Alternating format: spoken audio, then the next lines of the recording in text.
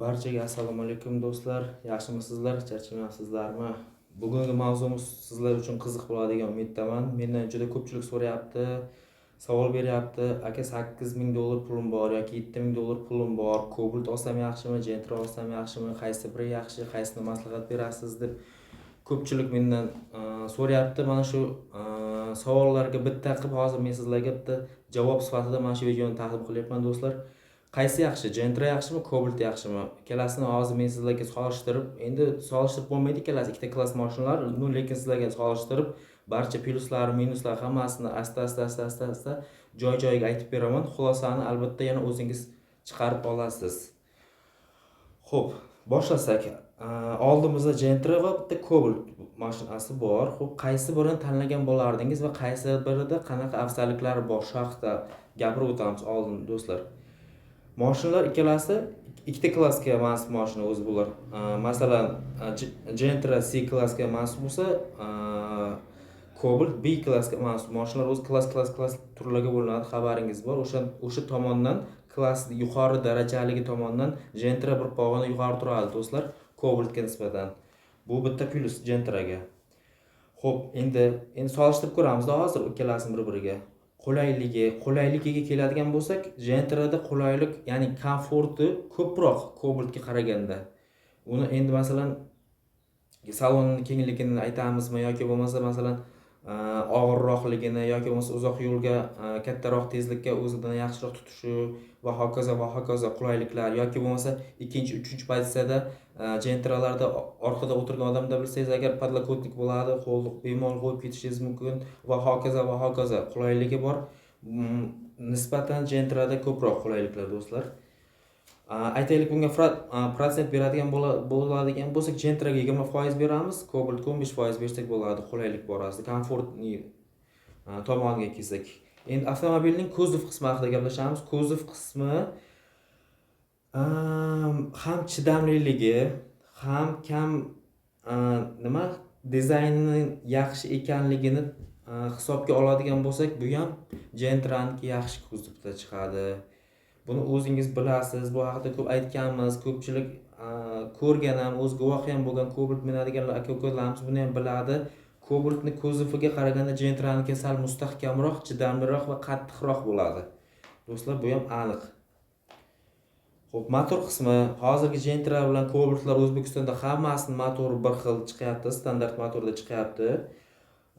Buni endi yaxshi tomoni bor, yomon tomoni bor. Cobaltga plyus tomoni bor, Gentraga plyus tomoni bor. Endi Cobaltga qaysi tomoni yaxshi desangiz, motor Cobaltda 1.5 motor qo'yiladi, lekin Cobaltni og'irligi, vesi deymiz, yengilroq bo'lgani uchun, massasi yengilroq bo'lgani uchun kamroq xarajat qilasiz. Sarf xarajati kamroq bo'ladi. Gentrada sal ko'proq bo'ladi. O'sha tomoni bor, lekin motorlari bir xil.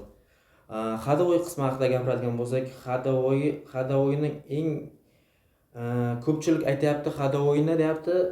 Masalan, uzoq yo'llarga, dalniy yo'llarga yuradiganlar ko'pchilik Cobalt yaxshi deyapti. Nima uchun? Sababi, endi masalan, baribir uzoq yo'l yurgandan keyin ko'p hadovoy qilishga to'g'ri kelmaydi-da. Ya'ni ko'proq vaqt muddat bir hadovoy qilib olsangiz, ko'proq uzoq vaqtga yetadi. Tushunyapsizmi? O'sha tomondan Cobalt yaxshiroq deyapti. Yana bitta plyus tomoni bor, Cobaltni zapchasi arzonroq. O'sha tomondan masalan yutishingiz mumkin. Lekin agar yumshoqlik, komfortlik tarafdori bo'lsangiz, men sizga Gentrani tavsiya qilaman. Hadovoy borasida ham. Hadovoy borasida yana bitta narsasi bor.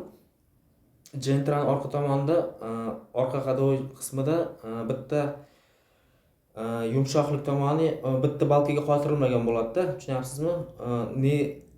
Nezavisimый podveska deyiladi, ya'ni bitta balonni chuqurga tushsa ham otmaydi, orqa tomon otmaydi xolos. O'sha tomondan Gentra, Lacetti, Malibular juda zo'r qulay qilib chiqarilgan orqa hadovoy chasti.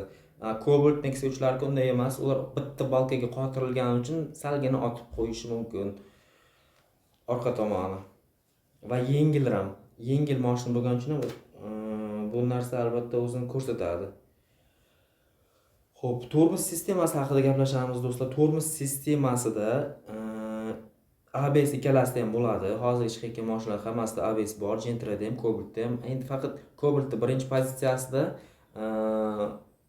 ba'zi bir birinchi pozitsiyasida yo'q va Yevroga eksportga chiqadigan Cobaltlarga ABS qo'yilmagan bo'lishi mumkin. Ularda ham 2-3 pozitsiyalar bo'lsa, ularga ham qo'yiladi.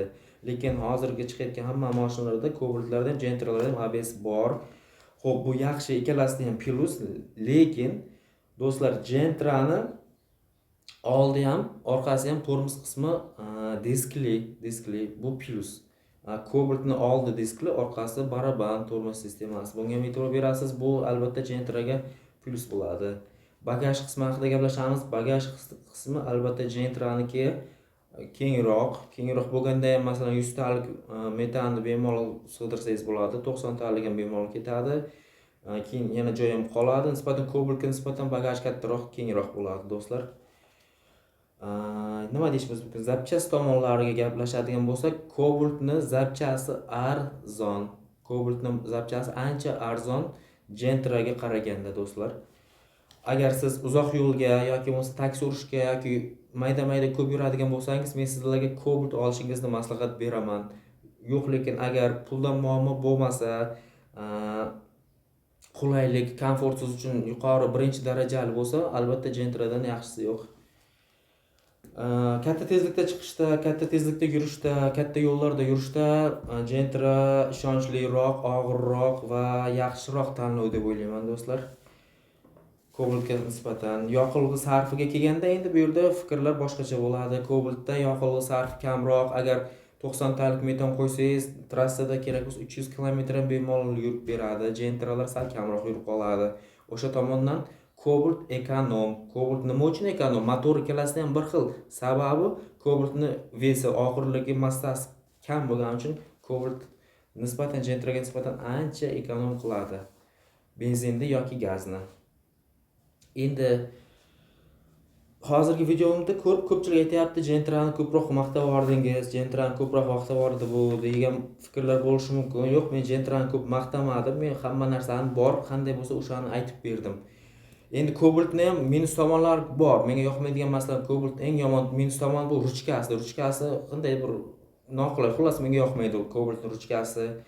Boyaga aytganimdek, orqa tormoz qismi baraban ekanligi yoqmaydi. Orqa bitta balkaga qotirilganligi yoqmaydi Cobaltni.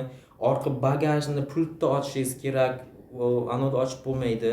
Ichkarida salonda ochib bo'lmaydi. Bu yana bitta minusi do'stlar, Cobaltning minuslari.